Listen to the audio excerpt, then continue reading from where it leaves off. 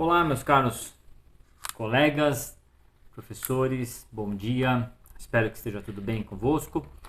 Aqui está tudo bem. Vocês estão me vendo na minha sala de trabalho, porque hoje eu estou sem o meu companheiro que faz as gravações aqui. Mas espero que dê tudo certo, tá bem?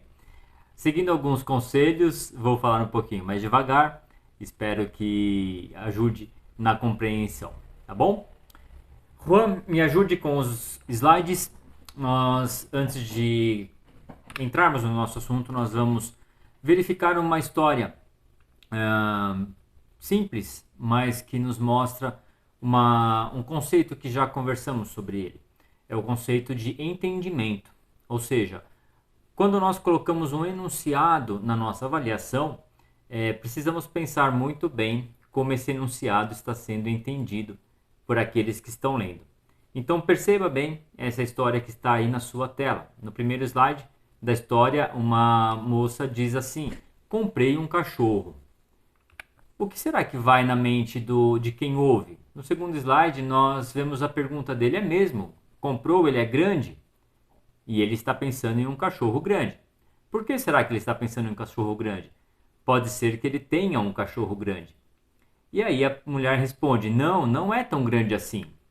E no próximo slide, o homem já pensa em um cachorro menor, porém com pelo longo. E aí ele pergunta: ele tem pelo longo? E a mulher responde: não, ele tem pelo curto. No próximo slide, o homem já pensa em um cachorro pequeno, de pelo curto, e faz a pergunta: de que cor ele é? E ali ele está meio que sem cor, o cachorro que ele está pensando, não é? E a mulher responde: ele é preto e branco, ele é malhado. E só então o homem tem a visão correta, no próximo slide, de que o cachorro é malhado e ainda mesmo assim ele é um pouquinho diferente do cachorro que a mulher de fato comprou. Então percebem que a forma de descrever alguma coisa vai impactar na forma como a pessoa, o outro, irá interpretar a mensagem que nós estamos falando. Então, comprei um cachorro, é verdade. O cachorro é bonito, é verdade. A descrição do pelo, da cor do pelo, tudo isso é verdade. E todos esses detalhes vão agregando características para facilitar a quem está ouvindo perceber a realidade e a totalidade da mensagem que está sendo passada. Agora sim, nós vamos então pensar um pouquinho mais sobre os tipos de avaliação. Mas antes de entrarmos nos tipos especificamente de avaliação, eu sei que alguns de vocês estão ansiosos por isso, nós vamos pensar, e é necessário pensarmos, sobre os fundamentos teóricos. É importante comentar que na Universidade de Pedagogias nós estudamos bastante de teoria de aprendizagem, e essa teoria, se ela for bem estudada, bem ensinada e bem aprendida, ela colabora para que melhore, colabora para a melhoria do nosso trabalho pedagógico. Então eu julgo que essa aula, apesar de talvez eu vou tentar que ela não seja enfadonha, não seja cansativa, mas ela é muito importante. Ela é muito importante para uma referência, para referenciais para o trabalho que nós teremos a partir de agora, tá bom? Então, nesta aula, o tema dessa aula é este que está na sua tela: aprofundamento em tipos de avaliação, suportes teóricos. Vamos lá, então? No nosso próximo slide, se não aparecer nada, é só dar mais um clique. Nós vamos ler a seguinte afirmação: a concepção da avaliação está intimamente ligada aos conceitos de ensinar e aprender. Ou seja, o que nós entendemos por avaliação está totalmente conectado, intimamente ligado aos conceitos de ensinar e aprender. E quais são esses conceitos? Como na historinha do cachorro, pode ser que nós tenhamos alguns conceitos que estão impressos, estão colados na nossa mentalidade. E isso nós trazemos através da nossa história. Então aqui nesse próximo slide nós vemos alguns conceitos que nós, professores, podemos ter decorrentes da nossa história como alunos. Então, a nossa bagagem histórica como alunos é o que nos trouxe até aqui. Então, nós precisamos olhar para a nossa história, compreendê-la, interpretá-la e ressignificá-la, ou seja, dar um outro significado para a nossa história como alunos, tá bem? Então veja aí na sua tela alguns conceitos que professores têm ou podem ter. Primeiro, o desinteresse é um problema do aluno e não do professor. Então é muito comum nós ouvirmos na sala de professores que aluno tal é desinteressado, o aluno tal não quer saber nada de estudar, a aluna tal não está afim de estudar, ela não gosta de estudar. E nunca nós ouvimos a seguinte afirmação: eu, professor Márcio, nunca consegui estimular o aluno tal a estudar. Nunca consegui, ainda não consegui, melhor dizendo, estimular a aluna tal a se interessar por geografia, por história. Eu ainda não consegui tocar no coração do Antônio para que ele se interesse por matemática. Nós, professores, muitas vezes temos a concepção de que o desinteresse é culpa e responsabilidade do aluno. Nós devemos aprender e treinar a nossa autonomia e a nossa responsabilidade sobre o processo de ensino-aprendizagem, ok? Nós devemos despertar o interesse, nós, professores, devemos despertar o encanto pelo aprendizado em nossos alunos. Somos responsáveis por isso. Segundo ponto, que pode ser que tenhamos no nosso consciente, trazendo da época que éramos alunos. O aluno que não aprende é aquele que não estuda. O que quer dizer isso? Muitas vezes algum aluno não aprende, tem dificuldade em aprender, e nós já direto falamos: Joãozinho, você não estuda. Antônio, você não estuda, por isso você não aprende. Será que de fato ele não estuda? Ou será que ele estuda, tenta estudar, ou tentou estudar e não conseguiu aprender e aí desistiu de estudar? O contrário também é verdadeiro. Eu tenho alunos que estudam muito pouco, mas têm facilidade para aprender um conteúdo. E aí, mesmo estudando pouco, eles aprendem sozinhos, parece que já nasceram sabendo algum conteúdo. E o contrário, voltando, é também verdadeiro. Tem alunos que estudam muito, mas mesmo estudando muito, não conseguem aprender um determinado conteúdo.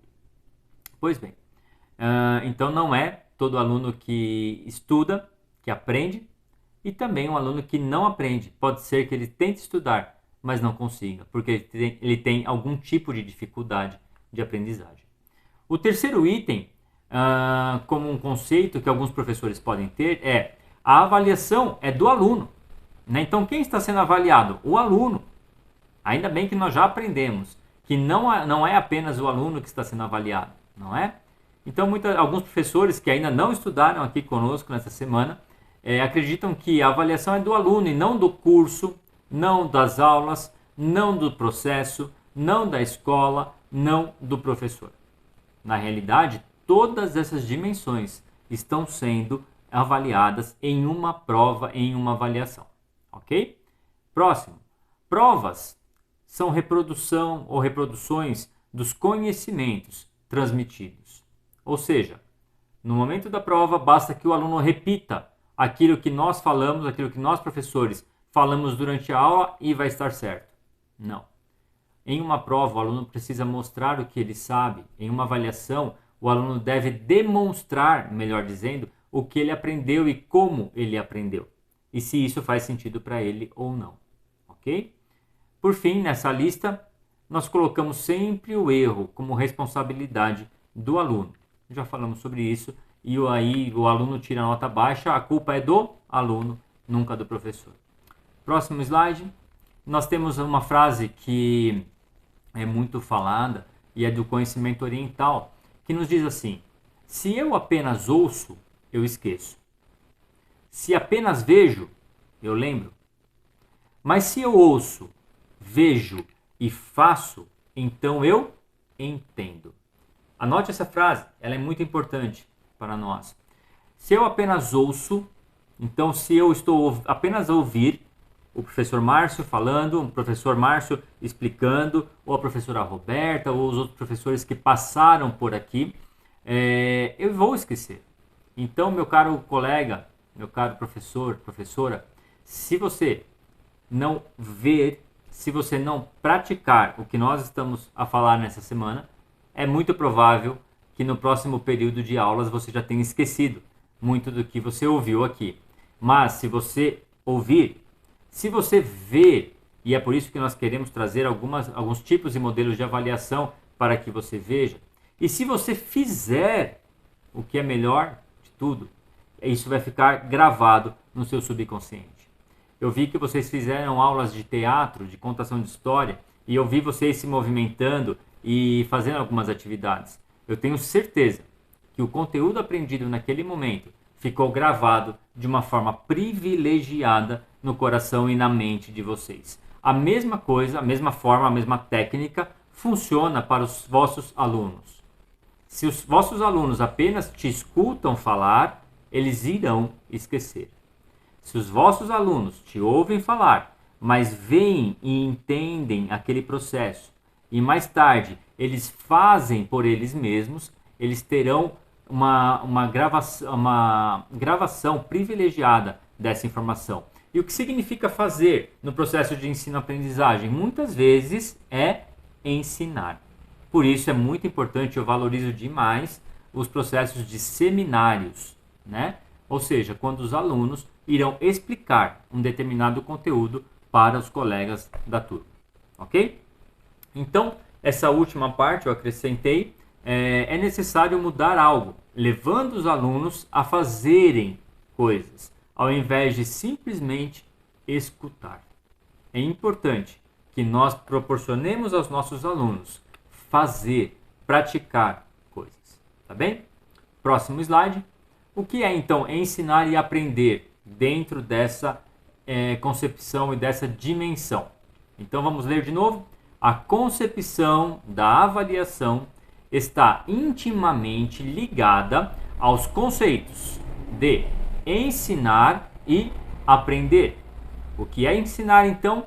Ensinar é criar condições para que ocorra a aprendizagem. Perceba que ensinar, nesse sentido, não é falar.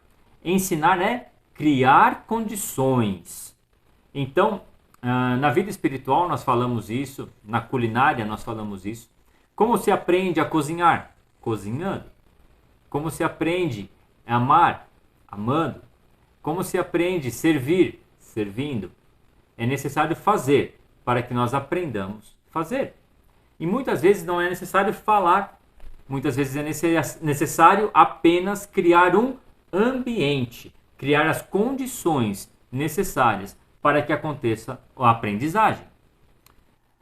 E o que é aprendizagem? O que é aprender? Aprender a relacionar aquilo que é novo, aquilo que eu quero aprender, aquilo que eu devo aprender, aquilo que já é conhecido. Então eu relaciono o que eu quero aprender àquilo que eu já conheço, criando novos modelos para explicar o mundo. Então, só é possível nós aprendermos coisas novas quando nós conectamos com algo que nós já conhecemos. Deixa eu contar um segredo para vocês. Eu tenho bastante dificuldade de decorar o primeiro nome das pessoas. Eu costumo decorar o segundo nome, o terceiro nome, o que nós chamamos de sobrenome. Mas eu tenho dificuldade em decorar o primeiro nome da pessoa. Então eu uso pelo menos 2 técnicas para não esquecer o nome das pessoas. A primeira, eu tento repetir o nome das pessoas para que então eu consiga decorar. Então eu sei que nós temos o Samurai, temos a Rita, então eu já vou repetindo os nomes para que eu possa decorar os nomes. Uma outra técnica é conectar o nome da pessoa que eu estou conhecendo agora com uma pessoa que tem o mesmo nome, mas que eu já conheço. Então, quando eu conheci a Roberta, eu conectei o nome Roberta a uma pessoa que eu já conheço. E aí eu faço, na minha mente, um novo caminho para explicar esse novo mundo que eu estou conhecendo agora. Percebe? Então, essa técnica que eu uso é uma técnica que serve para aprender qualquer coisa. Se eu vou assistir uma palestra de um assunto que eu não conheço, que eu nunca vi, e eu quero de fato aprender aquele conteúdo, o que eu posso fazer? Conectar aquele assunto, conectar aquilo que a pessoa está falando a alguma coisa que eu já conheço, que eu já domino. O meu cérebro irá automaticamente criar conexões para que eu lembre daquela aprendizagem posteriormente. E isso funciona para adultos e também funciona para crianças, ok? Então, quando nós vamos ensinar algo, precisamos saber o que o nosso aluno já sabe sobre algum assunto que tenha conexão com o que vamos ensinar, para então nós conectarmos um novo mundo, conectarmos novos conhecimentos, agregando-os àquele conhecimento que o nosso aluno já tem. No próximo slide, nós vemos como fazer isso. Quais as formas que nós temos de praticar isso? Uma forma possível é solução de problemas. Já falamos e você já deve ter percebido que eu gosto muito de solução de problemas. Eu penso que esta é uma habilidade para o século XXI. Se nós ensinarmos os nossos alunos a solucionarem problemas, nós estaremos preparando os nossos alunos para serem bons profissionais, bons pais, bons maridos, bons servos de Deus, bons missionários no século XXI. Resolução ou solução de problemas é uma habilidade importantíssima a ser ensinada. Você deve ter passado por isso já. Se você tem uma casa, precisa cuidar da sua casa e ali é necessário arrumar uma telha, arrumar uma torneira, arrumar alguma coisa, você irá rapidamente lembrar se uma vez você já arrumou. E aí você vai pensar, eu já fiz isso, eu já sei como arrumo, vou lá e resolvo esse problema novamente, porque eu já conheci a solução. Percebe? Quando nós resolvemos um problema, nós decoramos, ou seja, nós aprendemos como resolver aquele problema. E quando ele acontecer novamente, nós já saberemos qual é uma solução possível. É assim que funciona também na aprendizagem escolar. Então, solução de problemas é uma metodologia possível para que nós possamos ensinar mais e melhor. Outra forma, interação com o objeto do conhecimento. Isso é muito importante. É outra coisa que eu valorizo muito. Deixa eu ver se eu tenho aqui um exemplo. Tem. Eu tenho aqui na minha sala sempre algumas coisas a nos ajudar com a aprendizagem. Vamos supor que você quer ensinar para os vossos alunos o cálculo da área do triângulo. Então nós temos aqui um triângulo. Estão a perceber? Um triângulo.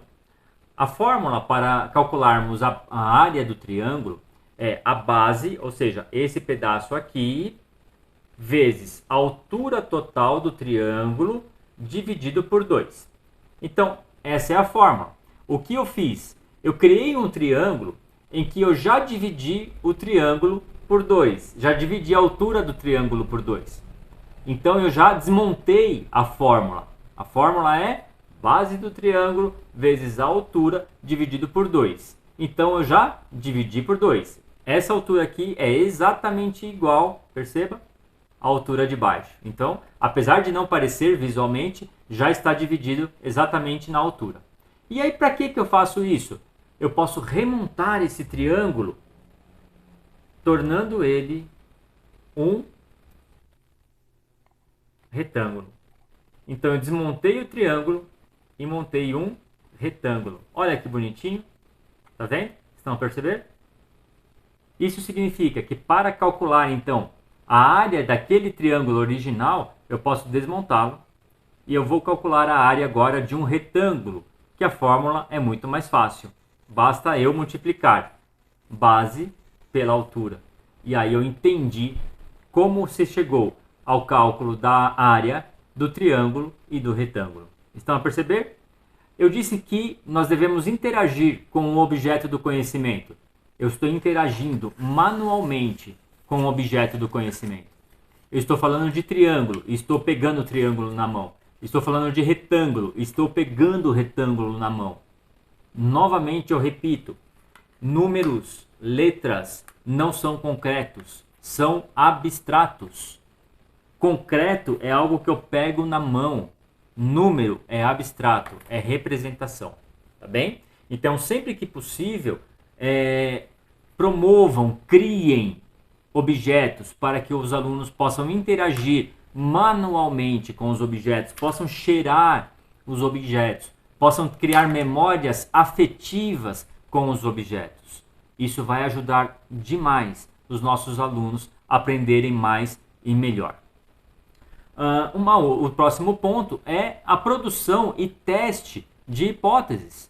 Então, nesse exemplo do triângulo, do cálculo da área, por exemplo, nós poderíamos dar muitos exemplos de como um aluno poderia traçar hipóteses para calcular a área do triângulo e depois a área do retângulo, e os alunos vão testando até chegar em uma solução que seja satisfatória. Lembre-se, é muito mais efetivo fazer com que o aluno chegue em uma solução do que nós dermos a resposta pronta para eles. É melhor que eles cheguem e descubram a solução, ok? Por fim, elaboração dos resultados. O que significa isso? É importante que eles olhem para o resultado e entendam, reflitam sobre o resultado. Não basta saber o resultado certo, é necessário refletir e entender se aquele resultado faz sentido. Por exemplo, vamos supor que um aluno esteja fazendo uma subtração e ele faça 10 menos 2. E o resultado de 10 menos 2 na conta do nosso aluno deu 11. Isso faz sentido? Para nós não. Mas muitas vezes nós pegamos uma situação dessa em uma prova.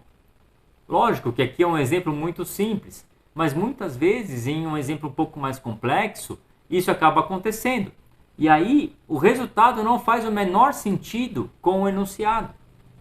Nós devemos olhar para esse tipo de erro e não apenas colocar um errado ali, um X, não. Devemos fazer o nosso aluno refletir se aquele resultado faz sentido para ele. Quando ele perceber que não faz sentido, ele vai cair em si, vai refazer o exercício e provavelmente ele terá menor chance de esquecer o que ele fez. Ou seja, ele terá uma maior chance de perceber e gravar aquela informação de uma forma mais efetiva no seu aprendizado. Seguindo, próximo slide, nós temos então a avaliação. Como nós já falamos, ela faz parte do processo educacional, ela é formativa, ou seja, ela continua formando o aluno, continua contribuindo para a formação do aluno. E aí, nesse sentido, o erro, como eu disse agora, é visto como uma tentativa de acerto. Então, neste caso em que o aluno fez 10 menos 2, o resultado deu 11, isso não é necessariamente um erro, é uma tentativa de acerto. É evidente que é um erro, porém é uma tentativa de acerto. Por quê? Porque o aluno ainda não está pronto. O aluno ainda não terminou o processo de aprendizagem. Então ele está em processo de formação. Portanto, ele ainda está tentando acertar. Entenderam a diferença entre erro e tentativa de acerto? Erro é quando, de fato, o aluno terminou o processo, concluiu o processo, e aí ele vai prestar, por exemplo, um exame para entrar no próximo nível, um exame para entrar na faculdade, um exame para entrar no curso técnico, e aí ele erra, aí é erro. Agora, durante o processo de aprendizagem, é tentativa de acerto. Ele está tentando encontrar meios de acertar aquelas propostas, ok? Então ele está tentando aprender. E aí no próximo slide nós vamos continuar pensando sobre o que é aprender. O que é aprender? A aprendizagem se constitui em um ato de conhecimento a partir da problematização da realidade concreta. Mais uma vez, realidade concreta. A primeira coisa, e aqui vai uma outra dica para os professores que vão ensinar matemática, é muito importante seria muito importante que nós começássemos a ensinar matemática não a partir da álgebra, não a partir dos números representados, mas a partir da geometria, a partir das formas, a partir da análise das dimensões. Isso é maior do que isso. Isto é igual a isto. Esse deveria ser o nosso primeiro aprendizado, e não os números. E depois nós vamos começar a tratar das propriedades das formas. E aí sim nós vamos começar a aprender os números. Eu sei que muitas metodologias, muitos sistemas de ensino não obedecem essa regra. É uma pena. Aqui no Brasil também é assim. Mas seria muito melhor que os sistemas de ensino primeiro ensinassem a geometria, ou seja, o estudo das formas antes da álgebra, ok? Seria muito melhor. Por quê? Porque quando o aluno problematiza uma realidade concreta, ou seja, algo que ele pega na mão, algo que ele sente, algo que, por exemplo, nós vamos testar se uma bexiga cheia de água ou cheia de ar, qual é mais pesada do que qual.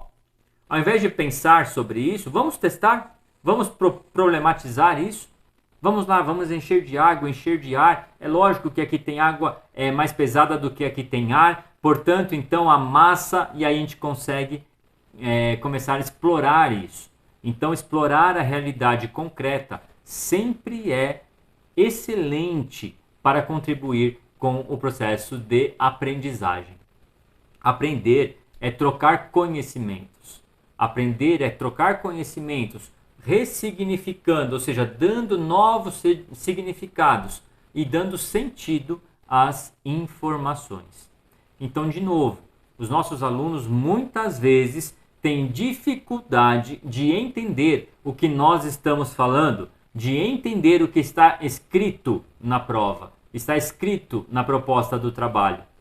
Então, nós devemos sempre testar isso, levar o aluno a ressignificar, a fazer conexões com aprendizados que ele já tem, para que então ele possa continuar a aprender novos conteúdos. Aprender e ensinar constituem uma coisa só. Aprender e ensinar constituem o mesmo processo. Enquanto nós ensinamos, nós aprendemos. Quando um aluno aprende, ele passa a ensinar automaticamente, porque isso é natural. Ok? O próximo slide, nós vamos então pensar um pouquinho sobre a metodologia. O primeiro ponto aí, nesse slide, Juan, você vai ter que ir passando para aparecerem linha por linha, tá? As linhas na sequência. O primeiro ponto aqui é a dialógica, ou seja, é exatamente esse item do último slide que eu comentei. Quando eu ensino, eu estou a aprender. Quando eu estou a aprender, eu irei passar a ensinar. Então, enquanto nós estamos ensinando, nós estamos a aprender o conteúdo, nós estamos a aprender o universo dos nossos alunos, nós estamos fazendo um processo dialógico, um processo de duas mãos. A aprendizagem vai e a aprendizagem volta. Por quê? Porque nós praticamos a interação com os nossos alunos e proporcionamos a interação de um aluno com o outro. Então, essas metodologias fazem parte do processo de ensino-aprendizagem. Mais uma vez aqui, problematização da realidade, visando a transformação dessa realidade. Ou seja, eu consigo levar o aluno a interagir com a realidade para que ele possa manipular, né? Ou seja, para que ele possa alterar a realidade que ele está vendo. Então, por que nós voltamos um pouquinho nisso? Para entendermos a avaliação no cotidiano, a avaliação no dia a dia. No nosso próximo slide, nós vamos ver então que nós estamos sempre a fazer apreciações, estamos sempre a fazer testagens, avaliações sobre o que nós vemos, sobre o que nós fazemos, sobre o que nós ouvimos, sobre o que nos interessa e sobre o que nos desagrada. Quando ouvimos uma música, nós estamos a avaliar se eu quero ouvir novamente a música ou não. Se nós ouvimos uma pregação, nós estamos a avaliar se está bem ou não. Se ouvimos uma aula, estamos também a avaliar se gostamos ou não daquela aula. Avaliar, como nós já vimos na nossa primeira aula, é um processo divino. E existe um pouquinho de Deus em cada um de nós. Então é natural que o ser humano avalie sempre. Nós praticamos a avaliação quando nós estamos, por exemplo, assistindo um jogo. Será que foi pênalti ou não? Estava impedido, estava em situação de impedimento ou não? Um jogador chutou em direção ao gol ou ele cruzou para um outro colega chutar? No futebol nós avaliamos o tempo todo. Nós avaliamos também fazendo compras. Analisamos os preços, comparamos, pedimos desconto e decidimos se compramos ou não compramos alguma coisa. No nosso próximo slide, nós vemos que o termo avaliar vem do latim, que é a nossa língua de origem, da língua portuguesa. Então, avaliar vem da língua latina, que é a junção da preposição a com valere, que significa atribuir valor e mérito para algum objeto de estudo. Então, vem da mesma raiz da palavra valer, da palavra valia, né? Ou seja, quanto alguma coisa vale. Isso é avaliar.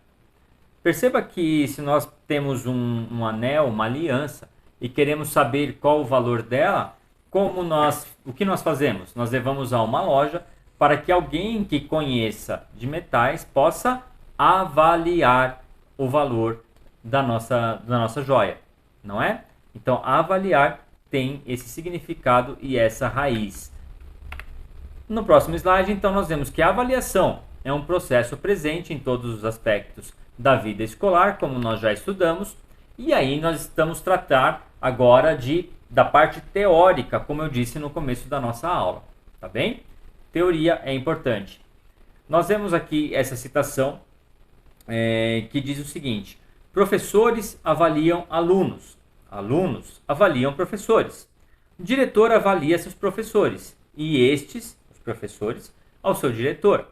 Pais avaliam professores e a escola. E nós poderíamos continuar fazendo essas relações, porque o aluno também avalia a escola, o aluno também avalia o diretor avalia as famílias, e assim nós nos avaliamos mutuamente.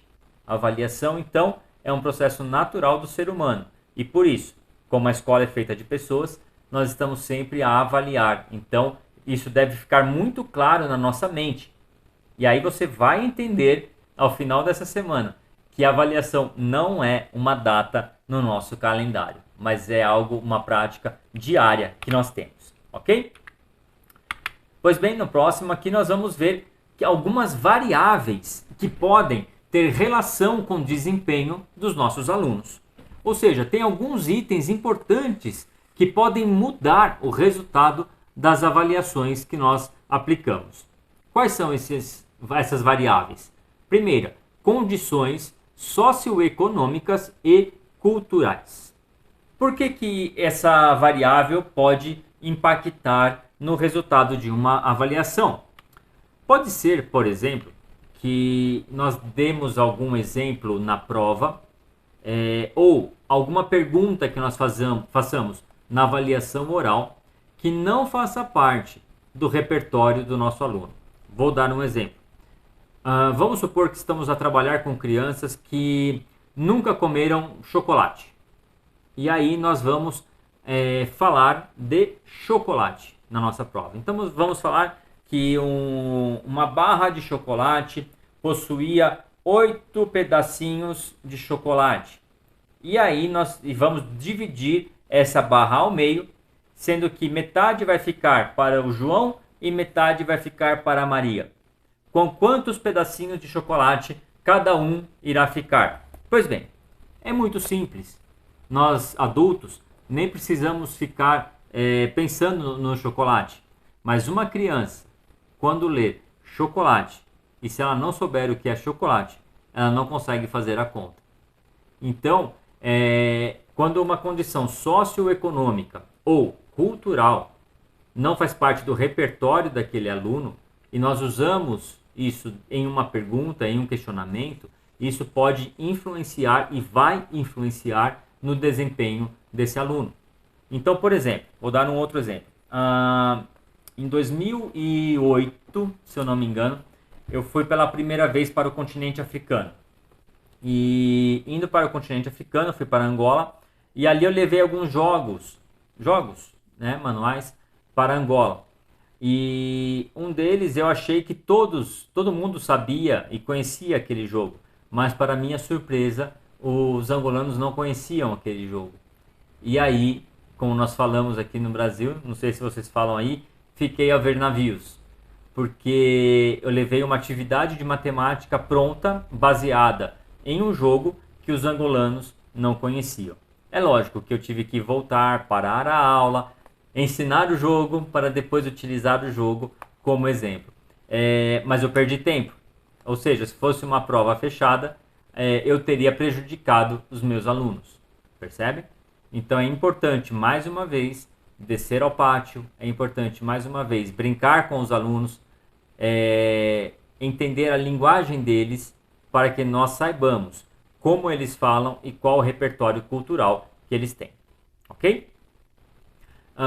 Segundo ponto, hábitos de leitura e de estudo. Se os nossos alunos não leem, não vai ser na hora da prova que eles vão criar a habilidade de leitura. É evidente que é um momento de treinar a leitura, mas eles devem ter uma rotina de leitura e de estudos. Por isso nós devemos incentivar os nossos alunos, de novo, a não estudar para a prova. Ok? Repitam aí. Não vamos estudar para provas. Vamos ensinar isso para os nossos alunos. Nós vamos estudar para aprender. Ok? Vamos estudar para aprender. Não vamos estudar para tirar nota. Combinado? O perfil do professor. Vamos supor que um de vocês, não vos conheço, não conheço vossos perfis psicológicos, mas vamos supor que um de vocês tem um perfil bastante enérgico, bastante agressivo, bastante incisivo. Peguem aí o professor ou a professora mais brava que tem no nosso grupo. Sinto muito, professor ou professora, caro colega, que é bem bravo. Você pode desenvolver uma atitude negativa no ambiente de sala de aula. Então, eu não vou me lembrar agora de qual o nome do colega que perguntou sobre qual é a atitude desejada de um professor durante o período de aulas, né? Eu sei que eu li essa pergunta e o Rô me passou, mas agora eu não estou aqui com o meu WhatsApp aberto para lembrar o nome do colega. Qual é a atitude correta do professor durante a aplicação de uma avaliação? Na verdade, novamente, a atitude correta do professor na avaliação começou um mês antes. Começou 2 meses antes, começou lá no início do ano. As nossas atitudes no momento de sala de prova, elas começam desde o momento que conhecemos os nossos alunos, desde o momento que os nossos alunos nos conhecem. Aí sim nós começamos já a estar junto e trabalhando. Aquele momento de prova que ainda vai acontecer. Afinal de contas, nós avaliamos o tempo todo, né? Ou seja, nós somos, nesse sentido, parceiros dos nossos alunos. É evidente que somos autoridade sobre os nossos alunos, mas nós somos parceiros deles, porque o nosso objetivo deve ser o mesmo objetivo dos alunos. Qual é o objetivo? Que eles aprendam. O nosso objetivo tem que ser este, que os nossos alunos aprendam. E os objetivos dos alunos tem que ser que eles aprendam. É o mesmo objetivo, ok? Então, essa deve ser a postura ideal do professor em relação à avaliação, em relação à prova. Mas, respondendo diretamente e objetivamente ao colega, no momento da prova, o ideal é que o professor dê todas as instruções para a resolução da prova, do começo ao fim. Então, se a prova for escrita e tiver 10 questões, é importante que o professor já diga o que explique a prova toda, faça uma leitura da prova escrita. Você fala, mas por que a prova não está escrita? Sim, mas tem alunos que podem ter dificuldade de entender o que está escrito. E apenas falando, nós já resolvemos a dúvida do aluno, ok? Então o ideal é nós lermos a prova do começo ao fim com os alunos, tá bem?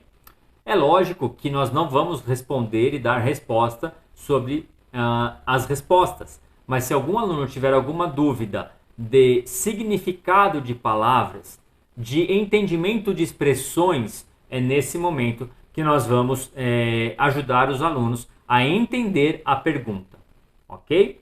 A partir desse momento, a minha sugestão é que o professor fique em silêncio, em uma posição de ajudar o aluno que tiver alguma dificuldade, que vai levantar a mão e solicitar o apoio do professor, ok? Mas a minha sugestão sempre é que o professor fique em silêncio durante o período de prova, porque os alunos estão a aprender conosco.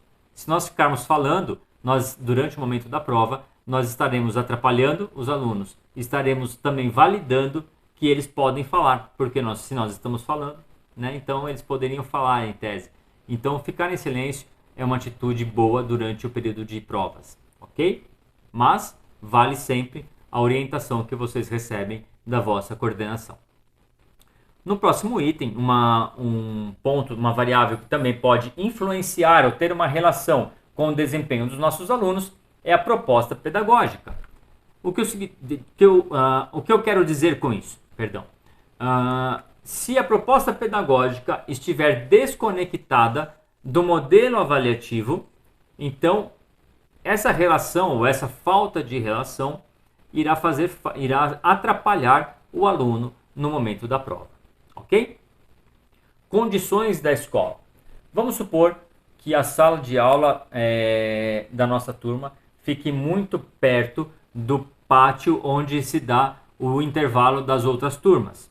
E bem no horário da prova tem alguma turma ali fazendo o seu lanche, fazendo o seu intervalo, conversando, brincando e tudo mais.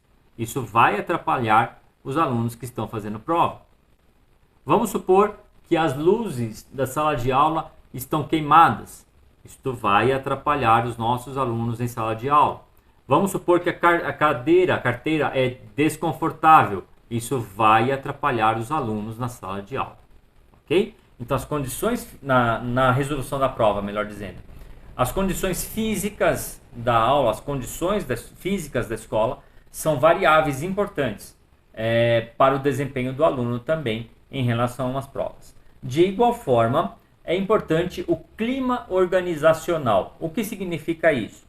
Se você, professor, não está feliz com a escola em que você trabalha, isso vai ser percebido pelos alunos.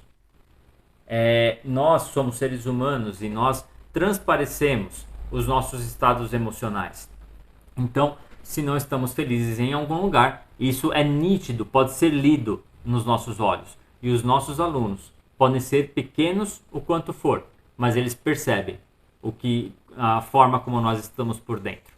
Então, o clima organizacional, o clima entre as pessoas, o clima da organização é importante e impacta, influencia o desempenho dos nossos alunos. A nossa prática docente, evidentemente, faz toda a diferença no desempenho dos nossos alunos, tá ok? E a prática da gestão do corpo diretivo da escola também influencia nos nossos alunos. Uma outra coisa que faz parte aqui da estrutura física é a forma como a prova é apresentada aos alunos. Então, se uma prova fisicamente é apresentada com uma letra muito pequena, isso pode influenciar no desempenho dos nossos alunos. Se não tem um espaço adequado para a resolução da avaliação, isso pode impactar negativamente no desempenho dos nossos alunos. Então devemos sempre pensar sobre isso quando estivermos a montar as nossas avaliações, ok? No nosso próximo slide, temos mais uma referência teórica sobre avaliação. Qual é? Vamos ler juntos? A avaliação designa um conjunto de situações previstas no projeto curricular. Perceba, a avaliação não é algo único, é um conjunto de situações. Nunca é apenas uma prova escrita, apenas uma chamada oral, apenas uma atividade prática. Tem que ser um conjunto de situações previstas, combinadas antes com a coordenação, com a direção da escola, mediante o qual é possível ajustar progressivamente a ajuda pedagógica às características e necessidades dos alunos. Perceba, é um conjunto de soluções, conjunto de situações que visam ajudar progressivamente, ou seja, ajudamos uma vez, o aluno ainda não aprendeu, ajudamos de novo, o aluno ainda não aprendeu, ajudamos mais ainda, até que o aluno aprenda o conteúdo proposto. Então, e aí sim nós vamos determinar se foram realizadas ou não, e até que ponto as intenções educativas estão na base da ajuda pedagógica. Então, essa ajuda tem que ser real, tem que ser efetiva. A avaliação tem que ser algo que seja real, efetiva e contribua para a aprendizagem dos nossos alunos. No próximo slide, continuando ainda uma análise teórica sobre o assunto, nós vemos, segundo o professor Moreto, que a avaliação da aprendizagem é talvez o momento mais forte da ética na didática, pois é o momento em que julgamos, é o momento em que podemos definir a vida do aluno. Você pode pensar, nossa, que forte isso, né? Definir a vida do aluno, sim. Como eu disse em algumas aulas anteriores, nós devemos ser professores que marcamos a vida dos nossos alunos e não professores que causemos cicatrizes na vida dos nossos alunos. A avaliação, assim, é um momento muito importante, eticamente, no processo didático pedagógico. É um momento em que nós devemos avaliar exatamente aquilo que nós ensinamos, exatamente da forma como nós ensinamos, sem pegadinha, sem qualquer tipo de engano, até porque o engano não pode permanecer entre nós, ok? Mais uma referência teórica para Gadot. A avaliação constitui-se num processo intencional. Lembre-se que eu falei bastante disso na nossa aula anterior. Nós devemos saber o que estamos a medir, devemos saber o que queremos de resultado nas avaliações, auxiliado por diversas ciências e que se aplica a qualquer prática. Qualquer disciplina deve ser avaliada. Esta é uma questão que muitas vezes toca a educação física, por exemplo. Muitos professores de educação física não gostam de avaliação em educação física e acham que não existe, mas não é correto. A educação física é uma área de aprendizagem, então ela também deve ser avaliada, né? Então, a educação física tem processos específicos de avaliação, assim como todas as outras disciplinas. Por isso é importante pensar nas avaliações práticas, nas avaliações ativas de todas as disciplinas, inclusive, por exemplo, educação física. Mas também é possível avaliação escrita em educação física. Mas como? Sim.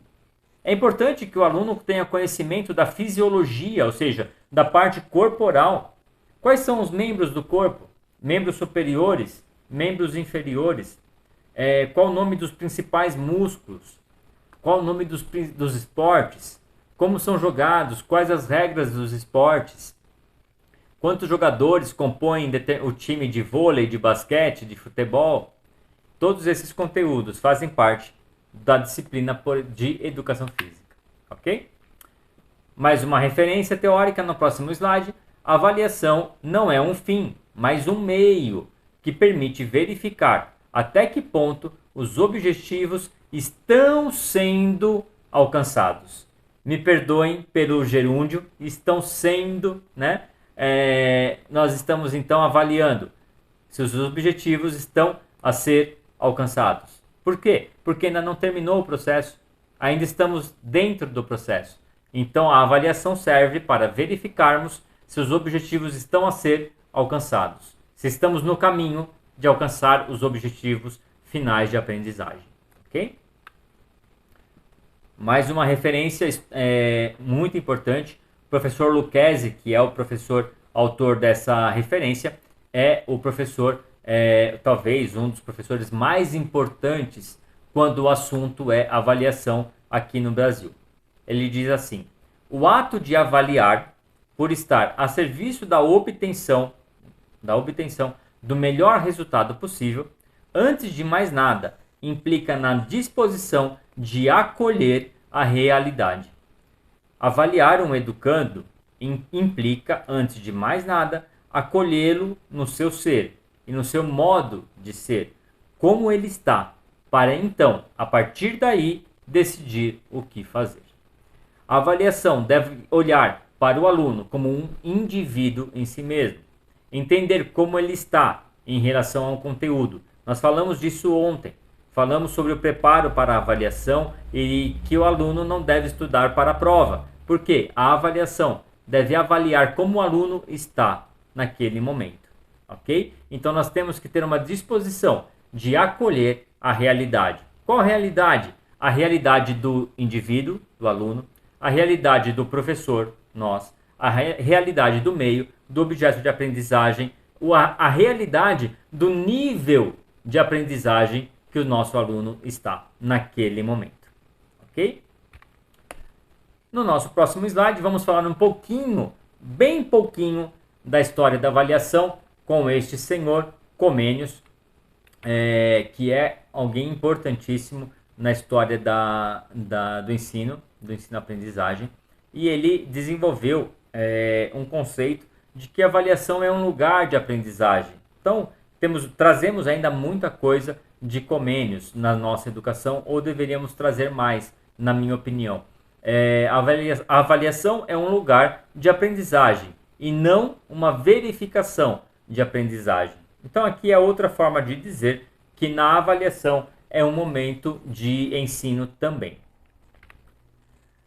Em contrapartida, de uma forma diferente, La Salle, influenciado pela Ratio Studiorum, que é esse documento que está no cantinho aí, que é um documento também importante para a história da educação, ele propôs o exame como supervisão permanente. Então perceba, estamos a falar de avaliação e estamos a falar de exame. Qual a diferença de um e de outro? Será que tem diferença ou é a mesma coisa? No próximo slide nós vemos avaliar versus examinar. Qual a diferença? Olha lá, o professor Lucchesi, que é esse senhor aí, ele já está um pouco mais velho hoje, ele diz que a escola hoje não avalia a aprendizagem do aluno, mas sim o examina. Então, tem uma diferença. Vamos ver qual é?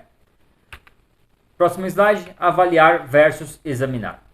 Esse slide também, Juan, nós precisamos ir apertando com o mouse ou com o teclado para que surjam linha por linha, tá bom? Exames. Atuam com desempenho final, ou seja, valoriza a resposta final. Então, um exame é como se fosse um exame de trânsito. Ou você sabe dirigir ou não sabe dirigir. Um exame de entrada na universidade. Ele não vai avaliar a aprendizagem, ele vai avaliar o quanto você sabe. Então, exame é diferente de avaliação. Já começaram a perceber a diferença? Exame, então, é pontual. Ele acontece uma única vez. O sujeito, então, não importa o antes e nem o depois. Não importa qual foi o caminho, o trajeto que ele levou que ele traçou para aprender aquele conhecimento. Não importa. O que importa é se ele sabe ou se ele não sabe. E se ele não souber, e não importa o que ele vai fazer depois. Se ele vai tentar aprender ou não. Se ele vai continuar não sabendo. O exame é simplesmente um momento pontual. Ele sim, o exame é classificatório. Ou seja, o Antônio tirou uma nota maior do que o João e a Maria tirou uma nota maior do que o Antônio e do que João. Então ele é classificatório. Exames são seletivos, né? Portanto, então é classificatório e seletivo, e é excludente, ou seja, aqueles que tiraram a menor nota estão fora do grupo que teve o melhor desempenho.